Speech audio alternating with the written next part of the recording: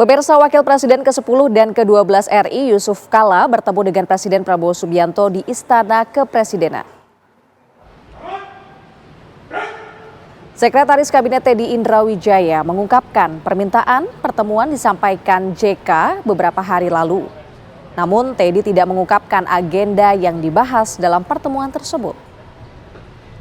Teddy menyebut Presiden selama ini membuka ruang komunikasi dengan berbagai tokoh nasional termasuk kalangan dunia usaha untuk memperkuat persatuan serta membangun kolaborasi untuk kemajuan bangsa. Di sini aja, Bi.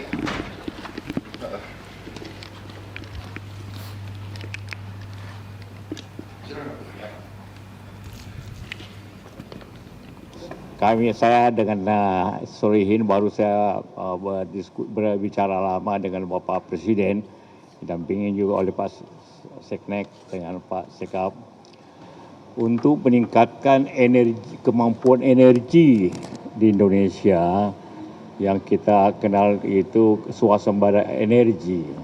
Bapak Presiden setuju untuk segera kita bangun energi nasional, khususnya green energy, untuk menjadi bahagian daripada pembangunan nasional untuk mendukung pertumbuhan ekonomi yang sampaikan oleh Pak Presiden sampai 8%. Presiden Prabowo Subianto memanggil Menteri Perhubungan yakni Dudi Purwagandi dan Dirut KAI Bobi Rashidi ke Istana Kepresidenan. Kereta yang di-update oleh Pak Dirut. Apa aja Pak Dirut?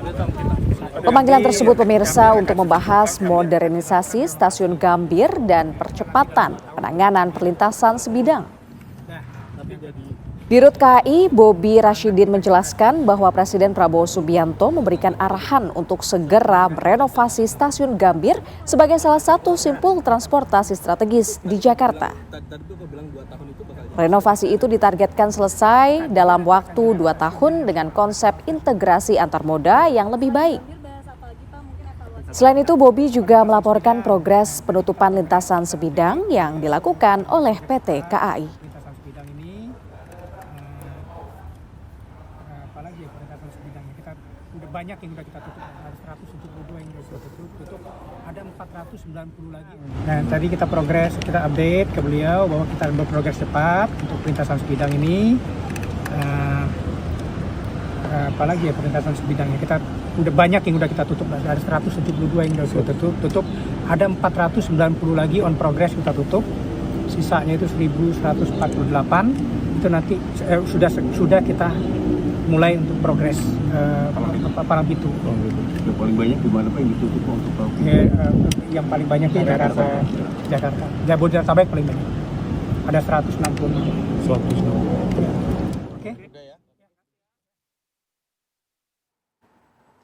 Menteri Energi dan Sumber Daya Mineral atau SDM Bahlil Lahadalia menanggapi kenaikan harga Pertamax yang mencapai Rp16.250 per liter dari sebelumnya Rp12.300 per liter.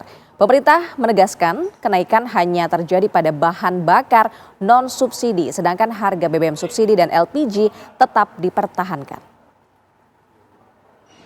Yang pertama, kami menyampaikan bahwa harga BBM untuk bersubsidi maupun LPG itu tidak ada perubahan sama sekali. Itu dulu. Nah, sementara harga yang non subsidi itu menyesuaikan dengan harga pasar yang ada. Sudah bertentu perhitungannya ini akan dilakukan secara bijak oleh teman-teman pelaku usaha baik Pertamina maupun pelaku swasta yang lainnya. Pemerintah lagi sedang menggodok hal-hal yang terkait dengan menjaga daya beli masyarakat. Makanya kita untuk menjaga daya beli masyarakat terutama kepada BBM subsidi sama sekali tidak kita naikkan. Sementara yang lainnya dilakukan penyesuaian. Nanti kita cek nanti dengan teman-teman pelaku usaha baik dengan termasuk Pertamina. Direktur Utama Pertamina Simon Aloysius Mantiri menyatakan kenaikan harga BBM non-subsidi Pertamax dan Pertamax Green dilakukan dengan mempertimbangkan harga minyak yang berlaku di pasar internasional dan dinamika politik global. Sampaikan bahwa harga BBM subsidi, yaitu Pertalite dan Biosolar, tidak mengalami perubahan. Harga Pertalite masih tetap di harga Rp10.000 per liter dan Biosolar di harga Rp6.800 per liter. sesuai ketentuan yang ditetapkan pemerintah. Sehubungan dengan penyesuaian harga BBM non-subsidi, yaitu Pertamax dan Pertamax Green yang berlaku sejak tanggal 10 Juni 2026, kami memahami bahwa setiap penyesuaian harga tentu menjadi perhatian masyarakat. Penyesuaian harga BBM non-subsidi ini dilakukan dengan mempertimbangkan dinamika geopolitik global dan harga minyak yang berlaku di pasar internasional dengan tetap mempertimbangkan daya beli masyarakat. Penyesuaian harga BBM non-subsidi ini selain dilakukan di titik-titik SPBU Pertamina, juga dilakukan oleh SPBU badan usaha swasta lainnya. Sementara itu pemirsa, terkait pemadaman listrik, Menteri Energi dan Sumber Daya Mineral atau SDM Bahlil Lahadalia membantah anggapan bahwa pemadaman listrik yang terjadi di sejumlah wilayah disebabkan oleh kelangkaan pasokan batu bara. Hal itu terjadi karena gangguan dan kendala teknis pada beberapa mesin pembangkit yang diinformasikan oleh PLN. Pemerintah menegaskan ketersediaan batu bara untuk kebutuhan kelistrikan nasional masih terjaga dan sesuai target penugasan. Saya sampai dengan hari ini, malam ini juga masih ada rapat sama PLN di kantor untuk membahas masalah ini. Kalau dikatakan bahwa masalah batu bara langka itu nggak benar, karena penugasan kita sudah mencapai 170 juta ton. Dan memang ada beberapa trouble di beberapa mesin yang disampaikan oleh PLN dan kita akan selesaikan dalam waktu secepatnya. Ya.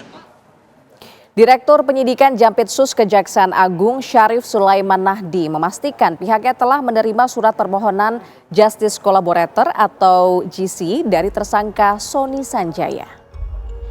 Saat ini pihak kejaksaan segera melakukan penelitian dan mempelajari alat bukti seperti apa yang sudah dikantongi sebelum memutuskan apakah permohonan Justice Collaborator ini akan diterima atau tidak. Status GC ini pemirsa diutamakan bagi pelaku yang mau bekerja sama serta bersedia menjadi saksi untuk membongkar adanya peranan atau kewenangan lain yang jauh lebih besar dalam kasus korupsi MBG.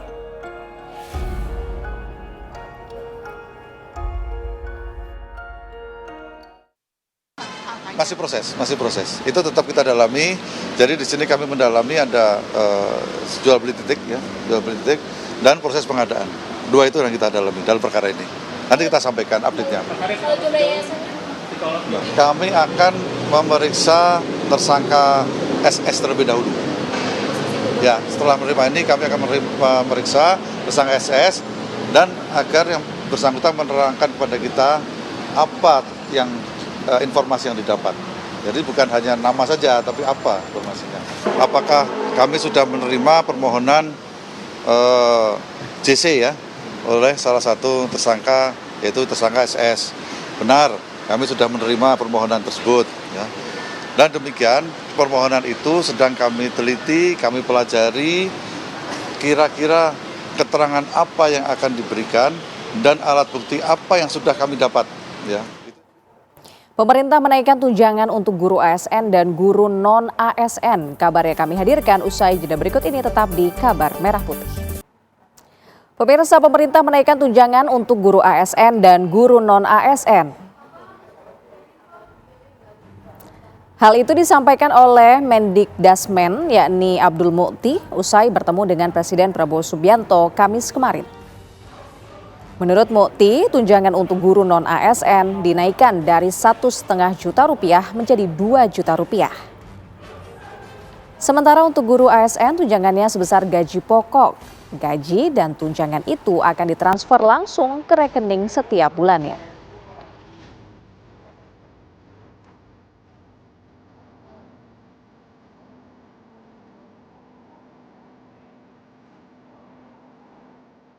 Kemudian untuk kesejahteraan guru, kami ingin tegaskan sekali lagi bahwa sesuai komitmen Bapak Presiden, tunjangan guru sekali lagi sudah dinaikkan dari yang guru non-ASN tunjangannya dinaikkan dari 1,5 juta menjadi 2 juta dan kemudian guru ASN tunjangannya sebesar gaji pokok. Yang berbeda juga sebagai terobosan adalah tunjangan dan gaji itu ditransfer langsung ke rekening guru setiap bulan. Badan Komunikasi Pemerintah atau BAKOM mengklaim transformasi budaya kerja ASN melalui sistem WFH sukses menghemat anggaran operasional tanpa mengganggu layanan publik. Kepala BAKOM RI yakni Muhammad Kodari menjelaskan dalam evaluasi pelaksanaan work from home bagi ASN, efisiensi pegawai mencapai 92% di pusat dan 80% di daerah. Kebijakan ini pemirsa berhasil menghemat anggaran operasional dan perjalanan dinas hingga 1,95 triliun rupiah.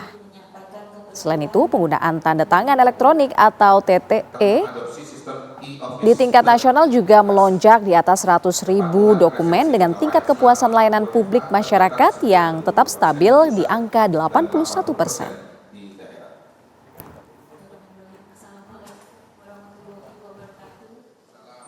Langkah efisiensi berhasil diterapkan secara luas.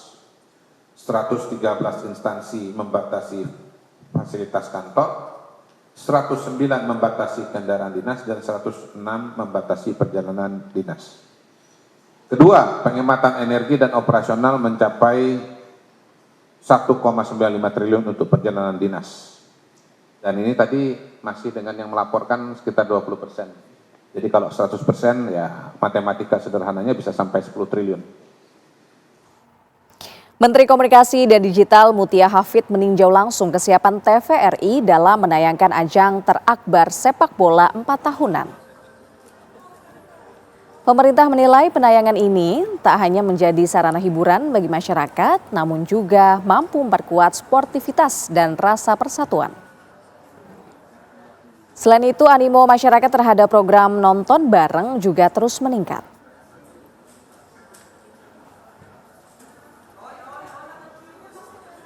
Dari Komdigi nanti insya Allah ikutan nambah titik-titik nobar, terutama yang berkaitan juga dengan ekosistem kami, relawan-relawan, kemudian teman-teman dinas Kominfo di berbagai daerah. Ya dengan ekosistem Komdigi tadi kita mau nambahin 200 titik. Kemudian untuk yang pelibatan UMKM mungkin Pak Dirut langsung karena secara teknis beliau yang memahami. Silakan. Pemerintah menggelontorkan anggaran hingga 5 triliun rupiah untuk mendukung pengembangan sektor pertanian di Papua hingga tahun 2026. Anggaran ini diklaim menjadi yang terbesar sepanjang sejarah dan akan digunakan untuk mendorong ketahanan pangan serta meningkatkan kesejahteraan petani di bumi cendrawasih. Hal ini disampaikan oleh Menteri Pertanian Andi Amran Sulaiman saat menerima kunjungan dari Gubernur Papua, para bupati, kepala dinas, penyuluh, dan petani dari berbagai wilayah di Papua di kantor Kementerian Pertanian Jakarta. Dalam pertemuan tersebut, pemerintah membahas berbagai kebutuhan pengembangan pertanian di Papua, mulai dari cetak sawah, irigasi, hingga dukungan alat dan mesin pertanian.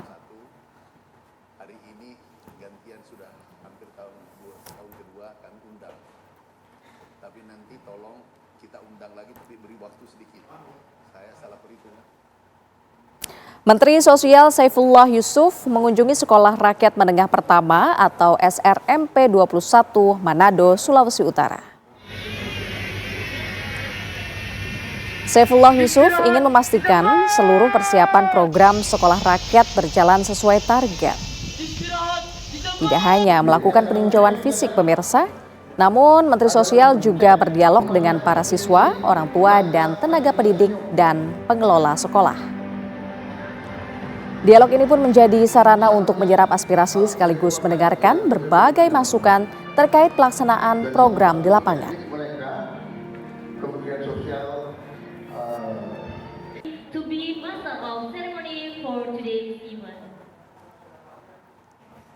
Kabar Merah Putih akan kembali usai jeda berikut ini. Pemerintah terus mengarahkan diplomasi Indonesia agar memberikan manfaat nyata bagi perekonomian nasional. Dalam Kadin Diplomatic Economic Breakfast Meeting, Menteri Luar Negeri Sugiono menegaskan bahwa diplomasi kini tidak hanya berfokus pada hubungan politik antar negara, namun juga menjadi instrumen strategis untuk mendukung pertumbuhan ekonomi. Sugiono menjelaskan arah diplomasi Indonesia tidak lagi hanya berkaitan dengan hubungan politik dan kerjasama antar negara, melainkan juga menjadi sarana untuk memperkuat perekonomian nasional. Sementara itu, Ketua Umum Kadin Indonesia Anindya Novian Bakri mengatakan salah satu cara melakukan diplomasi ekonomi yaitu melalui diplomasi pangan.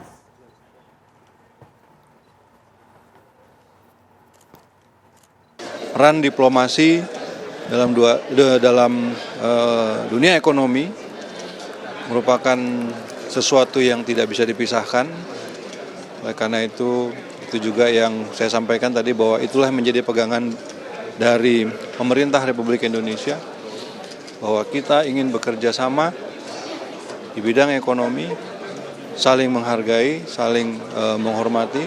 Pak Menlu tadi menyampaikan bahwa salah satu yang dikedepankan adalah meningkatkan resiliensi dari pangan. Nah, pertama kali dalam sejarah Kadin mempunyai WKUK pangan. Ya, di sini Pak Jayabaya yang memimpin, dan memang pangan ini merupakan juga suatu modal utama dan juga instrumen untuk berdiplomasi. Karena banyak sekali yang menghubungi pemerintah sekarang untuk meminta bahan pasok pangan. Pemirsa, informasi tadi menutup jumpa kita dalam program Kabar Merah Putih hari ini. Saya Fahade ini mewakili kru yang bertugas mengucapkan terima kasih atas atensi Anda. Selamat sore dan sampai jumpa.